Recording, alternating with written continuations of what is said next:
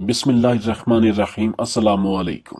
جنگی محاذوں میں اللہ تعالی سلطان صلاح الدین ایوبی کو فتوحات سے نوازے جا رہا تھا۔ مصر کے بعد جب سلطان صلاح الدین ایوبی رحمۃ اللہ علیہ نے فلسطین کو فتح کر لیا تو یہ مسلمانوں اور عالم اسلام کی ایک بہت بڑی فتح مانی جاتی تھی۔ فلسطین کو فتح کرنے کے چند ماہ بعد رمضان کے مہینے میں جب سلطان صلاح الدین ایوبی رحمۃ اللہ علیہ نے جنگی محاذوں سے بڑی تعداد میں قافلوں کو واپس مصر اور فلسطین بھیجا تو بہت سے علاقے اور قلعے ان مجاہدین نے فتح کر لیے تھے۔ جب سارے حالات سازگار ہو گئے تو سلطان صلاح الدین ایوبی فلسطین سے مصر آ گئے۔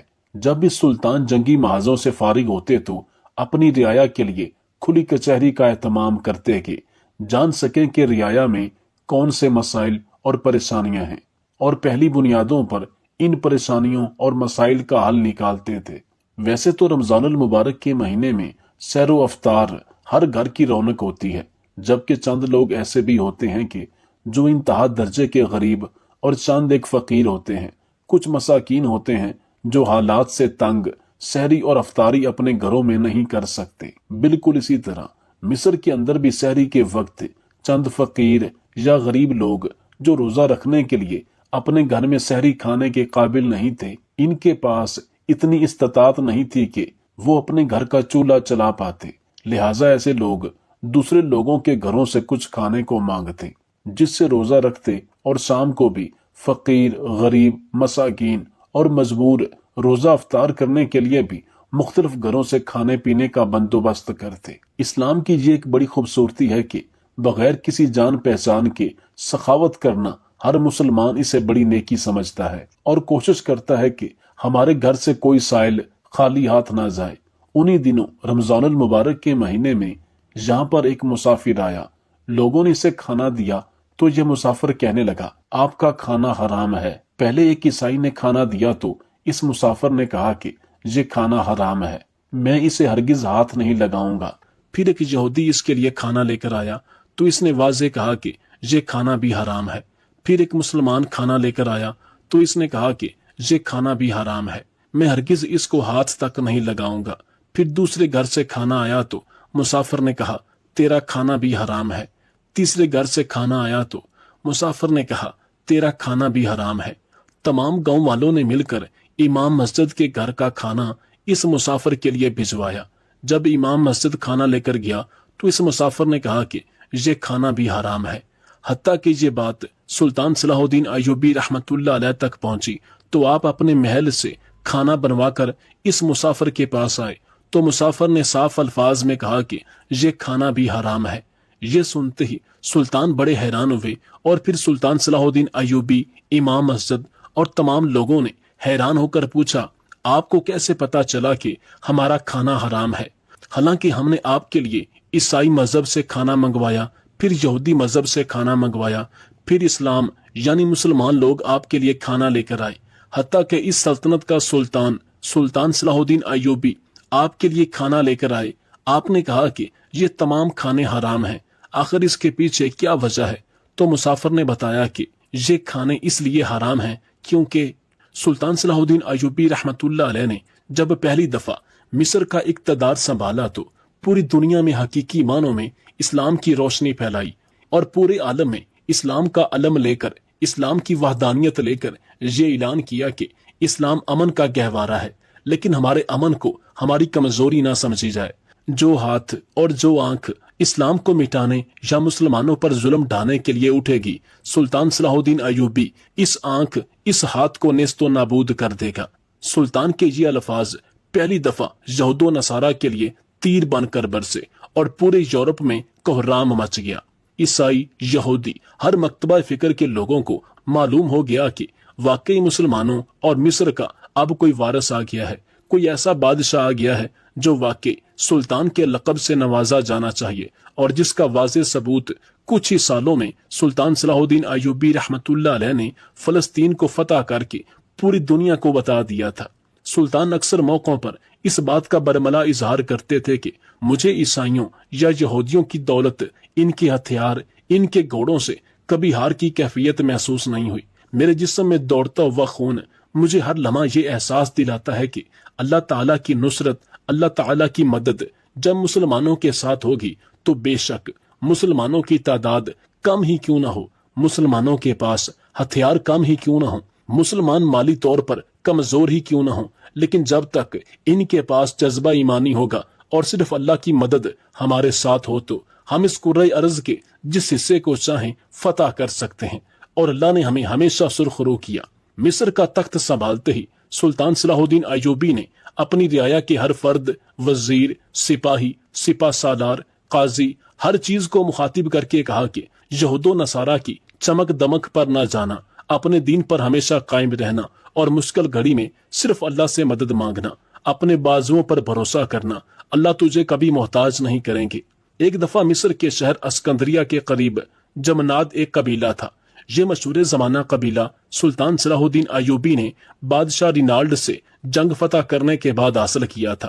اس قبیلے کے اندر یہودی، عیسائی اور مسلمان تینوں قومیں اکٹھی رہتی تھیں۔ یہ قبیلہ اقلیت کی صحیح معنوں میں حقیقت کو آشکار کرتا تھا، کیونکہ یہ تینوں قومیں مختلف مذاہب ہونے کے باوجود آپس میں اتحاد و اتفاق سے رہا کرتی تھی۔ جب کبھی کوئی مسئلہ پیدا ہوتا تو آپس میں ہی سلجھا لیا کرتے تھے۔ ہر کسی کو اپنے اپنے مذہب پر چلنے کی کھلی آزادی تھی، لیکن دن بدن یہودی اور عیسائیوں میں سے کافی لوگ مسلمان ہو رہے تھے۔ ایک دن اسکندریہ کے قبیلہ جمناد میں مسلمانوں کی جامعہ مسجد میں ایک مسافر آیا جو نہایت ہی دبلا پتلا اور درویش صفت کا نظر آتا تھا۔ یہ شام کے وقت آیا اور مغرب کی اذان کے بعد شامل نماز ہو گیا۔ اگرچہ یہ مسافر محض ہڈیوں کا ڈھانچہ تھا، تاہم اس کی صورت با اثر تھی۔ نماز پڑھی گئی اور نمازی اپنے اپنے گھر چلے گئے۔ کچھ دیر بعد ایک مقامی مسلمان کھانا لے کر داخل ہوا اور اس نو وارث سے کہا، آپ بھوکے ہوں گے، میں کھانا لایا ہوں، براہ کرم تناول فرما لیں، آپ کی بڑی عنایت ہوگی۔ اس درویش مسافر نے جواب دیا، معاف فرمائیے، مجھے کچھ پرہیز ہے۔ مقامی مسلمان نے جواب دیا، حضرت آپ کچھ بھی فکر نہ کیجیے، یہ سادہ سی روٹی ہے، مرچ کم ہے اور گھی بھی بازاری نہیں ہے۔ مسافر نے کہا، بھائی میرا یہ مطلب نہیں ہے۔ مقامی مسلمان نے پوچھا، پھر کیا مطلب ہے؟ مسافر چپ ہو گیا اور مقامی مسلمان اس کے چہرے کی طرف دیکھنے لگا۔ چند منٹ بعد مسافر نے زبان کھولی اور کہا، امید ہے کہ آپ مجھے معاف فرمائیں گے، مجھے آپ سے کچھ بھی کہنے سننے کی ضرورت نہیں تھی، لیکن آپ کھانا لے کر آ گئے تو مجبوراً مجھے عرض کرنا ضروری ہو گیا ہے۔ آپ جانتے ہیں کہ شریعت اسلام میں رزق حلال نماز پنجگانہ ہی کی طرح فرض ہے۔ ایک روایت میں ہے کہ اگر کسی مسلمان کا لقمہ حلال نہ ہو تو اللہ تعالیٰ کی بارگاہ میں اس کے نہ فرض قبول ہوتے ہیں اور نہ نفل، چونکہ اس کفرانہ راز میں حلال و حرام کی تمیز اٹھ چکی ہے۔ اس لیے میں جب تک پوری طرح جان پہچان نہیں کر لیتا، میں کسی بھائی کا کچھ نہیں کھاتا ہوں۔ مقامی مسلمان نے کہنا شروع کیا، حضرت آپ نے یہ کیا فرما دیا؟ معاذ اللہ، میں حرام خور نہیں ہوں، یہ چوری کا مال نہیں ہے جو آپ کی خدمت میں پیش کیا گیا ہے۔ میں یہاں کا ذمہ دار ہوں، لوگوں کی مختلف فصلیں خریدتا اور بیچتا ہوں اور بیوپار کر کے اپنی روزی کماتا ہوں، آپ اس کا وہم نہ کیجیے۔ مسافر نے پوچھا، تو پھر آپ کی تجارت کے کسی مرحلے میں سود کا لینا دینا نہیں ہوتا؟ مقامی مسلمان نے جواب دیا، میں یہ تو نہیں کہہ سکتا، کئی مواقع پر ہم کو قرض لینا پڑتا ہے اور مقررہ شرح پر سود دینا پڑتا ہے، اسی طرح مال کے ہیر پھیر میں دوسرے سے بھی ہم سود وصول کر لیتے ہیں۔ مسافر نے کہا، اچھا میں معافی چاہتا ہوں کہ آپ کو تکلیف ہوئی۔ احکام قرآن کے مطابق وہ تجارتی منافع جس میں سود کی آمیزش ہو حلال نہیں کہلا سکتا۔ ممکن ہے کہ آپ تجارتی رسوم یا حکومتی اصرار کے ماتحت مجبور ہوں، لیکن میں مجبور نہیں ہوں۔ بے شک آپ کو تکلیف ہوئی اور آپ کی دل شکنی بھی ہوگی، مگر آپ کے اسلامی اخلاق سے امید کرتا ہوں کہ آپ اس کے لیے مجھے معاف فرما دیں گے۔ اس کے بعد مسافر نے مقامی مسلمان سے رخ پھیر لیا اور قبلے کی طرف منہ کر لیا اور یاد خدا میں مشغول ہو گیا۔ مقامی مسلمان اس آخری جواب سے سخت مضطرب اور پریشان ہوا اور اس نے نہایت ندامت سے برتن اٹھائے اور سر جھکا کر واپس چلا آیا اور برتن گھر پہنچا کر ہمسایہ کے یہاں پہنچا اور اس سے کہا کہ مسجد میں ایک بزرگ مسافر آئے ہیں، آپ اپنے یہاں سے کھانا لے کر جائیں اور کھلا آئیں۔ یہ ہمسایہ مقامی دواخانے میں حکمت کا کام کرتا تھا۔ حکیم صاحب نے کھانا اٹھایا اور مسجد میں جا پہنچے۔ مسافر نے نہایت نرمی اور خوشگوئی کے ساتھ حکیم صاحب سے تعارف और जान पहचान की फरमाइश की। हकीम साहब जरा बातूनी बुजुर्ग थे। इन्होंने कहानी सुनाना शुरू की और फरमाया, हजरत मुझ पर अल्लाह ताला का बड़ा फजल है। मेरी 100 दिनार तनख्वाह है। 2-4 दिनार हर रोज ऊपर से भी आ जाते हैं। बड़ा लड़का भी मुलाजिम है, वो 60 दिनार तनख्वाह पाता है और 2-4 दिनार रोजाना वो भी ले आता है। जमीन भी है जहां से साल का गल्ला आ जाता है। अल्लाह का बड़ा करम है। हकीम साहब की कहानी खत्म हुई तो मुसाफिर ने इन्हें निहायती मोहब्बत और मीठे अंदाज से समझाया कि इस्लाम मुकद्दस में रिश्वत सतानी किस कदर बड़ा जुर्म है और आखिर में अपनी माजूरी जाहिर करके खाना खाने से इनकार कर दिया। मुसाफिर की गुफ्तगू इस कदर संजीदा और बावकार थी कि हकीम साहब ने भी इनके सामने अपनी गर्दन खम कर दी और बड़ी निदामत के साथ खाना उठाकर घर वापस चल दिए। यहाँ जिम्मेदार साहब पहले ही इनके मुंतजर थे। दोनों निहायती दर्दो निदामत के साथ एक दूसरे को अपनी कहानी सुना रहे थे कि चंद और नेक दिल मुसलमान वहां जमा हो गए। इन्होंने भी ये कहानियां सुनी और आनन फानन ये बात मोहल्ले में आम हो गई। हकीम साहब और जिम्मेदार साहब ने मिलकर अर्ज किया कि अब किसी बड़े जिम्मेदार के यहाँ से खाना भिजवाना चाहिए ताकि इस पर सूद या रिश्वत का इल्जाम ना आ सके। चुनांचे उसी वक्त एक जिम्मेदार के यहाँ से खाना भिजवाया गया। मुसाफिर ने इससे पूछा, आपके पास कोई गिरवी जमीन तो नहीं है? जब जिम्मेदार साहब ने इसका इकरार किया तो मुसाफिर ने इन्हें फेर दिया और कहा कि जो शख्स मुसलमान होकर जमीन गिरवी रखता है इसकी कमाई हराम से खाली नहीं हो सकती। इसके बाद एक आलिम साहब को भेजा गया जो कि एक मस्जिद के इमाम थे। इनमें यह नुक्स पाया गया कि इन्होंने अपनी बहनों को हुक्म शरीयत के मुताबिक जायदाद में हिस्सा नहीं दिया था। इसलिए मुसाफिर ने इनका खाना भी रद्द कर दिया और फरमाया कि आप बहनों के गासिब हैं और कहा आपके हर लुकमे में आधे से कम हराम शामिल नहीं है। जैसे ये खबर पूरे कबीले में पहुंची तो यह बुजुर्ग मस्जिद से निकलकर बाहर चौराहे में बैठ गया। वहां ईसाई और यहूदी भी बारी बारी अपने घरों से खाना बनवा कर ले गए, लेकिन इस दरवेश मुसाफिर ने इनका खाना भी हराम कहकर वापस भेज दिया। नमाज मगरब से यह सिलसिला शुरू हुआ और रात के 9 बज गए। मुतअद्दिद मुसलमान खाना लेकर गए मगर मस्जिद से शर्मिंदा होकर वापस आए। मुसाफिर तैयबा की कसौटी लिए मस्जिद में बैठा था और हर एक मुसलमान को जो खाना लेकर जाता था इसी कुरानी कसौटी पर परखता और शर्मिंदा करके बाहर निकाल देता था। तमाम आबादी में शोर बरपा हो गया। जा बचा यही चर्चा था। मुसलमानों को भूख और नींद भूल गई, अगरचे ईसाइयों और यहूदियों के जहनों में भी मुख्तलिफ बातें गर्दिश करने लगी कि हमने बहुत से मुसलमान देखे, लेकिन ये कोई अनोखा दरवेश है जिसके पास जब खाना लेकर जाते हैं तो वो इसके नकाइस बताकर वापस भेज देता है। घरों में, बाजारों में, गली कूचों में जहां भी 4 आदमी बैठे थे यही गुफ्तगू और जिक्र था। जब किसी जगह एक मुसलमान दूसरे को कहता था कि तुम खाना ले जाओ तो उसी वक्त कानों पर हाथ रख देता था, क्योंकि हर शख्स अपनी असलियत जानता था। कोई कहता था कि मैं राशि हूँ, कोई कहता था कि मैं सूदखोर हूँ, कोई कहता था कि मैं तो कम तोलता हूँ, कोई कहता था कि मैंने बहनों का हिस्सा नहीं दिया, कोई कहता था मेरे लड़कों की आमदनी में हराम शामिल है, यानी लड़के कमाई के साथ शराब जनी भी करते हैं। मुख्तसर ये कि दिलों के अयूब आज जुबानों पर आ गए थे और इनका बरमला ऐलान हो रहा था। अगरचे यहाँ हजारा मुसलमान लोग और घर आबाद थे, मगर एक शख्स भी अकले हलाल का मुदई बनकर सामने नहीं आया था। एक शख्स भी ऐसा नहीं था जिससे मुकम्मल तौर पर यकीन हो कि मेरा हर लुकमा, मेरे अनाज का एक एक दाना हलाल का है। बुजुर्गाने कस्बा की गर्दनें खाम थीं। बाएहसास मुसलमान जमीन में गर्क हुए जाते थे कि आज हजारा मुसलमानों में एक शख्स भी नहीं मिलता जो एक ऐसे मेहमान को जो अकले हलाल का तालिब था एक ही वक्त का खाना खिला सके। रात के 10 बज गए मगर किसी घर से खाना ना गया। अब सवाल ये दरपेश था कि क्या यह दरवेश मुसाफिर मिस्र के इस कबीला जमनाद से भूखा चला जाएगा? क्या रसूलुल्लाह सल्लल्लाहु अलैहि वसल्लम के उम्मती हराम खाने पर मुसर रहेंगे? फिर कबीले वालों ने बाहमी मुशावरत के साथ 2 लोगों को सुल्तान सलाहुद्दीन अय्यूबी के पास भेजा। इन 2 लोगों ने सुल्तान के पास पहुंचकर सुल्तान को सारे माजरे से आगाह किया। यह सुनते ही सुल्तान सलाहुद्दीन अय्यूबी बहुत ज्यादा हैरान परेशान हुए और अपने बाकी तमाम काम छोड़कर फौरी अपने महल से खाना बनवाया और खाना बनवाकर इन लोगों के साथ इनके कबीले पहुंचे। जो वक्त गुजरता जाता था दिलों का इज़्तिराब बढ़ता जाता था, यहाँ तक कि रात के 4 बज गए। सुल्तान सलाहुद्दीन अय्यूबी, इमाम मस्जिद और बाकी कबीले वाले मिलकर इस दरवेश मुसाफिर के पास गए। सुल्तान ने अपने महल से बनवाया हुआ खाना جب اس درویش کو پیش کیا اور کہا کہ میں اس سلطنت کا نیا سلطان صلاح الدین ایوبی ہوں، یہ کھانا ہر لحاظ سے پاک حلال ہے۔ درویش نے سلطان کو دیکھا، پھر کھانے کو دیکھا اور پھر ایک مسکراہٹ سجائی۔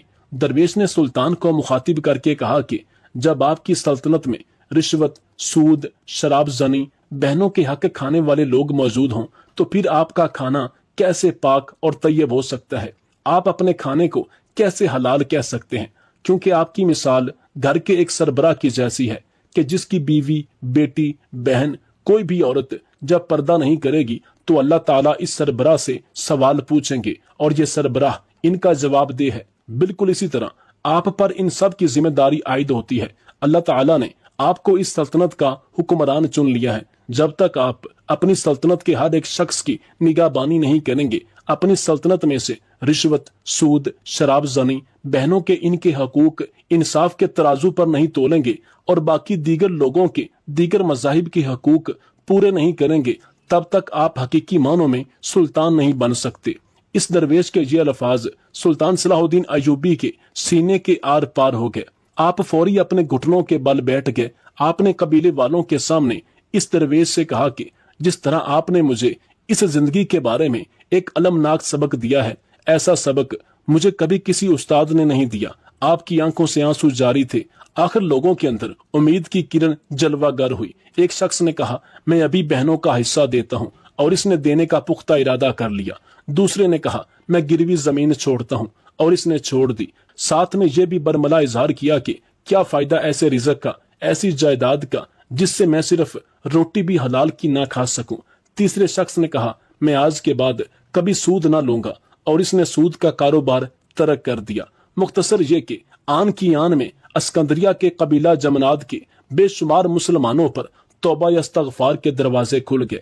کسی نے رشوت چھوڑ دی، کسی نے جھوٹی گواہی کا پیشہ چھوڑ دیا، کسی نے راگ رنگ سے توبہ کر لی، تو کسی نے یتیموں کا غصب شدہ مال واپس کرنا طے کر لیا۔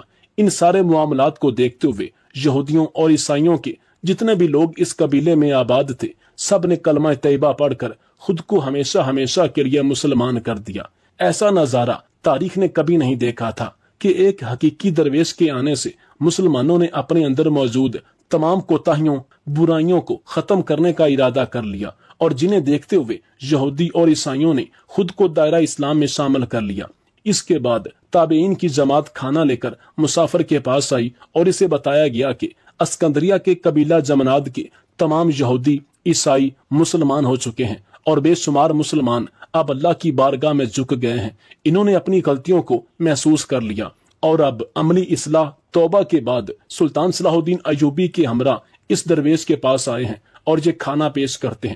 مسافر نے جب یہ واردات سنی تو سجدے میں گر گیا۔ اس کے بعد دسترخوان بچھایا گیا، جس میں سے مسافر نے چند لقمے کھائے، اور اس کے بعد لوگوں کو رخصت کر دیا۔ صبح کے وقت قبیلہ جمناد کے بے شمار مسلمان ذوق در ذوق مسجد میں آئے تاکہ باخدا انسان کی زیارت کریں، جس کے زہد بریا نے اپنے صرف ایک عام سے عمل سے اسکندریہ قبیلہ کے آدھے مسلمانوں کو صحیح معنوں میں سچا مسلمان بنا دیا تھا۔ مگر وہ حیرت زدہ رہ گئے جب انہیں بتایا گیا کہ مسافر تہجد کے بعد مسجد سے نکلا تھا اور واپس نہیں آیا۔ یہ واقعہ ہے جس سے معلوم ہو سکتا ہے کہ اہل اللہ کس طرح خلق خدا کی اصلاح کیا کرتے ہیں۔ اس مسافر نے کوئی واعظ نہیں کیا، کوئی کتاب نہیں چھاپی، کوئی درس و تدریس کا نصاب نہیں بنایا۔ وہ مغرب سے تہجد تک صرف چند گھنٹے اسکندریہ کے قبیلہ جمناد کی جامع مسجد میں ٹھہرا، مگر جب وہاں سے گیا تو بے شمار یہودی اور عیسائی مسلمان ہو چکے تھے۔ مسلمانوں کی اصلاح ہو چکی تھی، بے شمار یتیموں کو اپنا حق مل چکا تھا، بے شمار لڑکیوں کو اپنا شرعی حصہ مل چکا تھا، بہت سے رشوت خور رشوت ستانی سے باز آ چکے تھے، بہت سے جواری جوا چھوڑ چکے تھے، زانی اور شراب پینے والے توبہ کر چکے تھے۔ ہر بشر کے دل میں رزق حلال کی طلب جاگ گئی تھی۔ یہ سب کے سب لوگ تقریباً وہ تھے جن پر صدہن مرتبہ قرآن پڑھا گیا، 20 مرتبہ واعظ سنائے گئے، اور جن سے متعدد مرتبہ پنچایتوں نے جمع ہو کر اہل حق کے لیے حق کے مطالبے کیے، مگر وہ ظلم و ستم سے باز نہ آئے۔ لیکن اب وہ ایک ہی رات میں اس طرح از خود گناہوں سے تائب ہو گئے کہ گویا انہوں نے کبھی گناہ نہیں کیا تھا۔ پھر لطف یہ کہ یہ سارا کام نماز مغرب سے شروع ہوا اور فجر سے پہلے ختم ہو گیا۔ ایسے ہی عمل اور باخدا انسان ہے जिन की निगाहों से कौमों और मुल्कों की तकदीरें बदल जाती हैं। शर्त यह है कि मर्द कलंदर को खुद अपनी जात में मोमिन और सच्चा मुसलमान होना चाहिए, तो फिर इसका किया गया हर एक अमल दूसरे मुसलमान के दिल में घर पैदा करने के लिए काफी है। इस बुजुर्ग ने सुल्तान सलाहुद्दीन अय्यूबी रहमतुल्लाह अलैह और इस कबीले में बसने वाले तमाम लोगों की गैरत को और इनको आईना दिखा दिया था कि तुम लोग ना खुद रिज़्क़ हलाल खा रहे हो और ना किसी को खिला सकते हो, तो तुम्हारी जायदाद, बड़े बड़े घरों, जिम्मेदारों का क्या फायदा। तुम लोग ना सिर्फ अपनी दुनिया खराब कर रहे हो बल्कि आखिरत में भी तुम लोगों का कोई हिस्सा नहीं होगा। बस इतनी सी बात से हर शख्स के अंदर इस दीनदार शख्स ने चिरागे हकीकी जला दिया। इस ईमान अफरोज वाकया को देखते हुए आइए अपने अंदर अखलाक और सदाकत पैदा करें। आज वक्त है अपनी इस्लाह कीजिए, अपने अपने गिरेबानों में नजर दौड़ाएं कि हमने किसी का हक खाया या हमने कौन सा जुल्म किया है। आज ही इससे तौबा करें और अपने दीन और दुनिया दोनों को संवार लें, क्योंकि आज हर मुसलमान, खासकर पाकिस्तान में बसने वाले तमाम मुसलमान जानते हैं कि आज हमारा मुल्क किस कदर मसाइल का शिकार है। पूरी दुनिया में हमारे पासपोर्ट की कोई इज्जत नहीं है। मुल्क पाकिस्तान में बसने वाले मुसलमानों में से 95% ऐसे मुसलमान हैं जो सिर्फ नाम के मुसलमान हैं। रिश्वत सतानी, सूद, जना, शराब और दीगर हर वो बुरा अमल, हर वो बुरा काम कर रहे हैं जिसकी दीन इस्लाम में ममानत है। तो फिर हम लोग बहैसियत कौम किस तरह तरक्की कर सकते हैं। ये एक अटल हकीकत है कि जब तक हम लोग इस्लाम के बुनियादी और हकीकी असूलों पर अमल पैरा नहीं होंगे तब तक हम तरक्की करने के बारे में सोच भी नहीं सकते। हम सबको अपने गिरेबानों में नजर दौड़ानी चाहिए। वैसे तो हम में से हर दूसरा शख्स हर दूसरे आदमी के ऐब जानता है, लेकिन अपने ऐब जानने के लिए इसके पास वक्त नहीं है। आज हम सबको अपने गिरेबानों में झांकना होगा, क्योंकि आज हम हर वो काम कर रहे हैं जिसकी इस्लाम में ममानत है। जब तक हम खुद को नहीं बदलेंगे तब तक हम दुनिया और आखिरत में खुद को सुरखरू नहीं कर सकेंगे।